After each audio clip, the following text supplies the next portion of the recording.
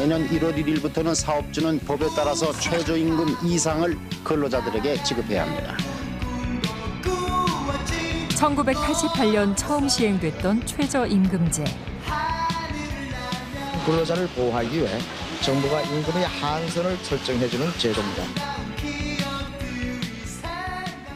노사 양측 대표가 참여하는 최저임금위원회가 해마다 최저임금 액수를 결정해 왔습니다. 노사 양측의 의견 차이가 커서 또다시 마찰이 불가피할 것으로 보입니다. 최저임금을 올리고 싶은 노동자 측과 그렇지 않은 사용자 측의 입장은 늘 엇갈렸습니다. 최저임금위원회는 해마다 이맘때 개최돼 다음 해의 최저임금을 결정합니다. 그런데 올해의 쟁점은 최저임금의 액수가 아니었습니다. 노동계는 배달과 택배기사, 가전제품 관리사 등 이른바 특수고용직에 대해 최저임금제를 확대 적용해야 한다고 주장하고 있습니다.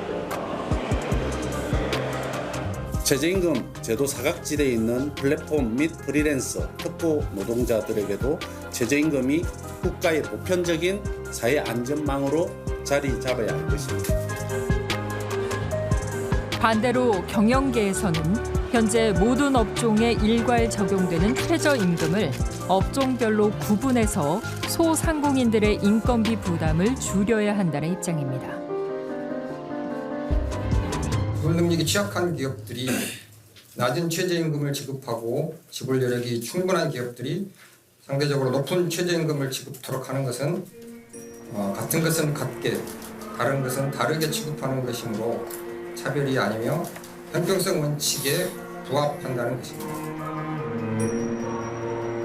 최저임금의 적용 범위와 수준을 놓고 대립하고 있는 사용자와 노동자 측. 최저임금의 적용 대상에 포함되고 싶다는 이들과 최저임금을 업종마다 달리 적용해야 한다는 이들의 이야기를 들어봤습니다.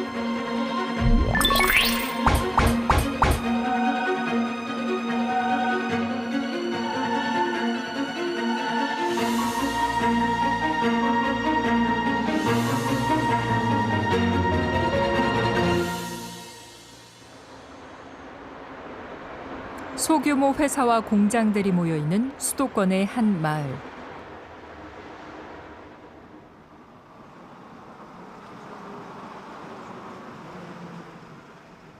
아침 7시, 카페 대표 정정우 씨가 매장 문을 여는 시간입니다.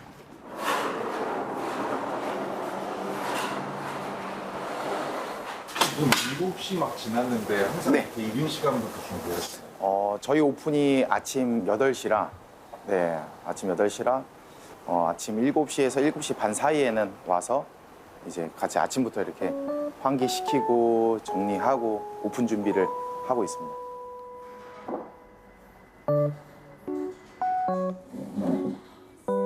베이커리를 겸하고 있는 정 씨의 카페에는 제빵실이 따로 있습니다.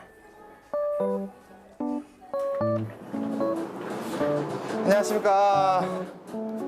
좋은 아침이요. 아침에 커피도 드리고 싶은 마음에 또는 아침에 식사를 못 하시는 분들한테 빵 하나라도 드리고 싶은 마음으로 아침 빵을 지금. 별도의 제빵실에다 1층 매장과 2층의 공간이 있는 이 카페의 직원은 몇 명일까? 제빵실에 3명, 정직원 3명, 바리스타 팀 3명 있고요. 그래서 이제 뭐 일용직 알바 친구들까지 포함하면 10명 정도 됩니다. 커피와 빵을 만드는 직원 6명에 흔히 아르바이트생이라 부르는 일용직 서너 명이 시간대별로 나눠 일하고 있는 겁니다.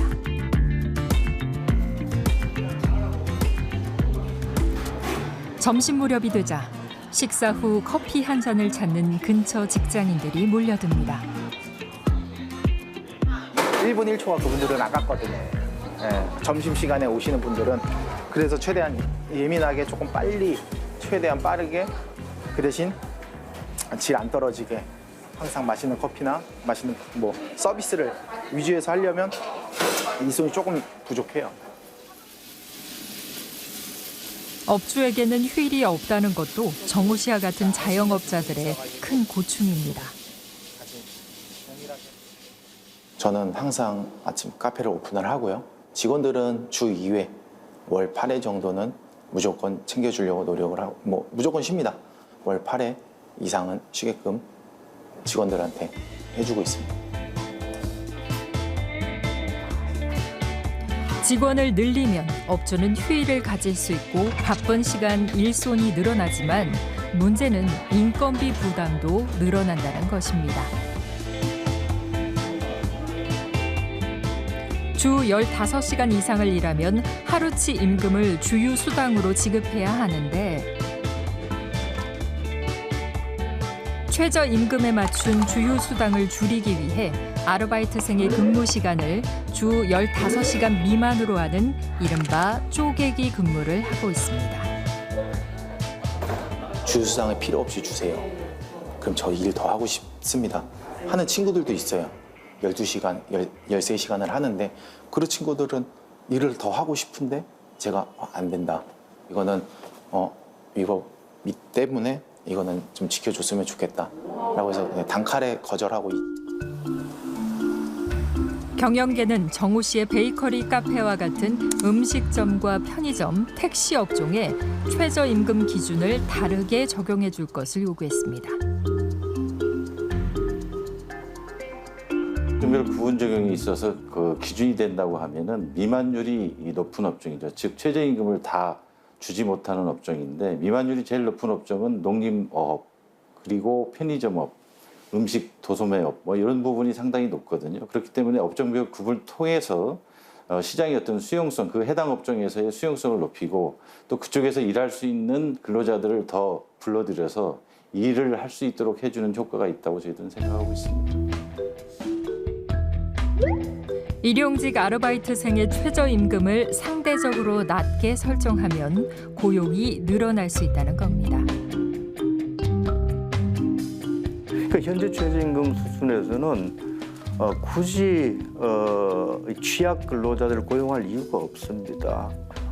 아무리 뭐 단순한 기능이 필요한 미숙련 노동력이 필요한 그런 업종에서도 이들을 배제하고 아주 유능한 인력들, 고급 인력들을 고용할 수 있게 되는 거죠. 고령 근로자라든지 청소년이라든지 이런 경우에는 현재 최저임금보다 조금 낮은 수준으로 임금이 결정된다면은 보다 일자리를 구하는 데는 좋은 여건이 조성되리라 이렇게 볼 수 있을 것 같습니다. 영세한 자영업자와 소상공인은 물론 근로자에게도 득이 될 거란 주장입니다. 하지만 노동계는 반발하고 있습니다. 최저임금의 업종별 차별 적용 주장을 비롯해 마치 최저임금이 사회 악인 양 비상식적인 주장이 도를 넘어서고 있습니다. 안타까움을 금치 않을 수 없습니다.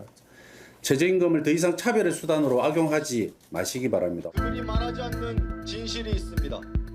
해외 사례를 구분 적용을 요구하는 경영계의 주장과는 반대로 근로기준법상 근로자가 아니라는 이유로 최저임금제 적용 대상이 아닌 이른바 특수고용직에 대해 최저임금을 확대 적용해야 한다는 게 노동계의 요구입니다. 헌법 32조 1항에 최저임금제를 두는 이유는 이 저임금 노동자, 모든 노동자들의 적정임금을 고용증진과 적정임금을 위해서 최저임금법을 시행하여야 된다고 되어 있고 그래서 최저임금법도 사실은 이 사회에서 인간다운 생활을 하기 위한 최저 수준의 임금을 보장해주기 위한 법이잖아요. 근로기준법상 노동자가 아니라는 이유로 이것을 적용 대상에서 빼는 거는 법이 시대를 못 따라가서 노동자의 생활을 가로막고 있는 거죠.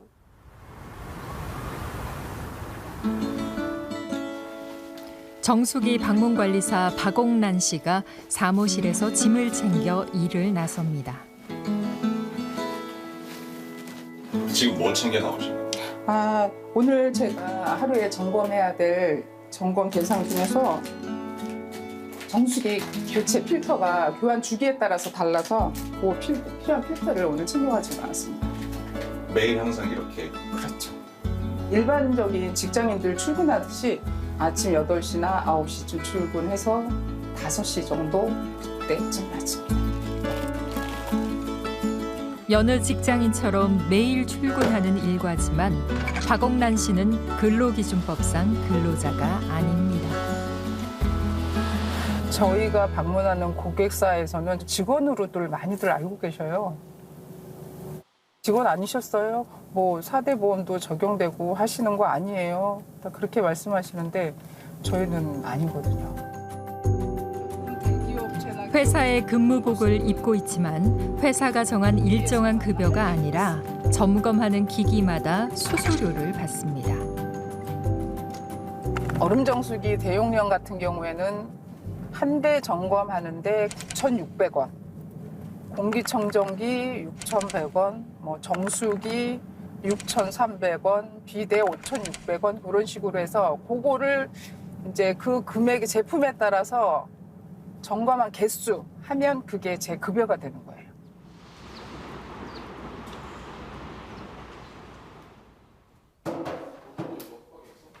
박옥란 씨가 자신의 키만한 정수기를 움직입니다.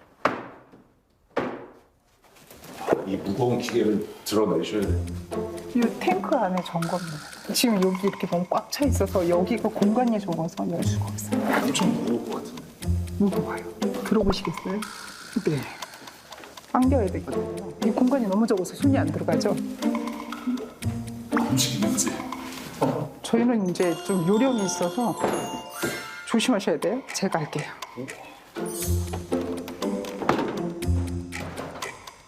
겨우 절반쯤 나온 대형 정수기. 얼음을 빼고 탱크를 닫고 오늘은 필터 교체도 있는 날입니다. 박 씨가 1시간 동안 대형 정수기를 점검하고 받는 수수료는 9,600원. 현재 최저임금은 시간당 9,860원인데 이번 점검에서는 최저임금보다 적은 수입을 얻은 셈입니다. 그러면 월 수입은 얼마나 될까? 제가 한 달에 점검해서 받는 수수료가 210 정도 되거든요. 210만 원 정도 되는데 저는 그래도 많은 거예요. 저는 그래도 많은 거고 제 주변의 다른 사람들은 120, 130 되는 경우도 있고. 한 달을 일해도 현재 최저임금 206만 원을 겨우 넘기거나 턱없이 모자라기도 하는 상황. 올해 최저임금위원회에서 노동계는 박 씨처럼 건보열 수수료를 받는 경우 그 최저선을 정해야 한다고 요구했습니다. 겪고 있는 인력난이나 어려움들은 더욱 악화될 것입니다. 노동 시간을 정확하게 측정할 수 없는 도급제 노동자들에 대한 별도의 최저임금을 정할 수 있는 내용들이 5조 3항에도 있고 그에 따른 시행령에도 정리되어 있습니다. 그래서 적어도 있는 법 안에서 이런 노동자들의 최저임금을 보호할 수 있는 것을 이제는 더 늦기 전에 논의를 해야 되기 때문에 그 필요성을 주장하게 된 것입니다. 박 씨와 같은 가전제품 방문 관리사를 비롯해 택배와 배달기사, 학습지 교사 등이 대표적인 특수고용직입니다.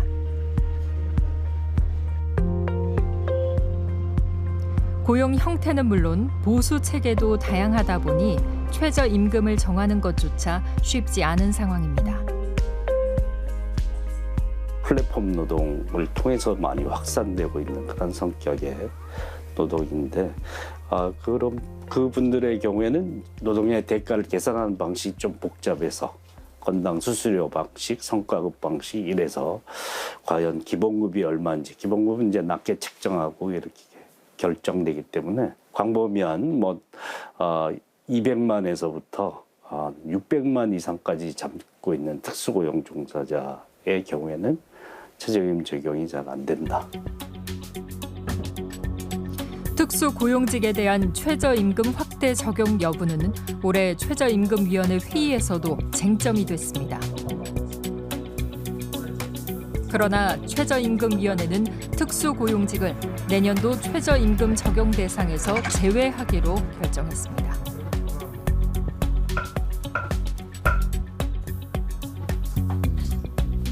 확대 적용 논의에 앞서 특수고용의 유형과 실태에 대한 조사가 필요하다는 이유에서였습니다.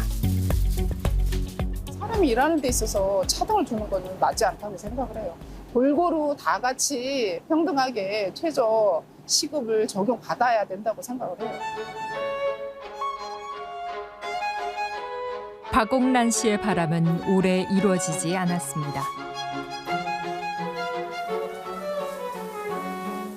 반면 경영계의 요구대로 최저임금이 업종별로 구분 적용된다면 고용을 늘려보고 싶은 카페 대표 정정우 씨.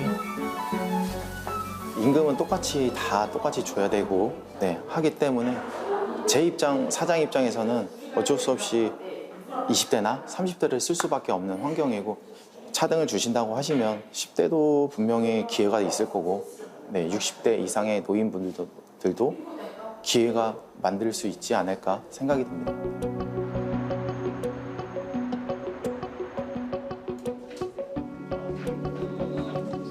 최저임금위원회는 지난 27일 회의에서도 경영계와 노동계의 이견이 커 부분 적용에 대한 결론을 내리지 못했습니다. 법정 시한을 넘겨 다음 달 2일 열리는 회의에서 논의를 이어가기로 했습니다.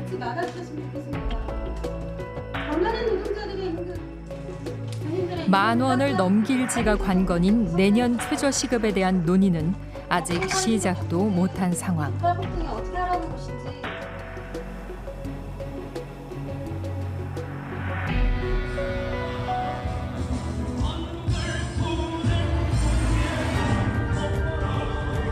최저임금 대상을 확대하고 금액도 올리자는 노동자. 일부 업종은 최저임금을 구분해 적용하고 금액도 올리기 어렵다는 사용자.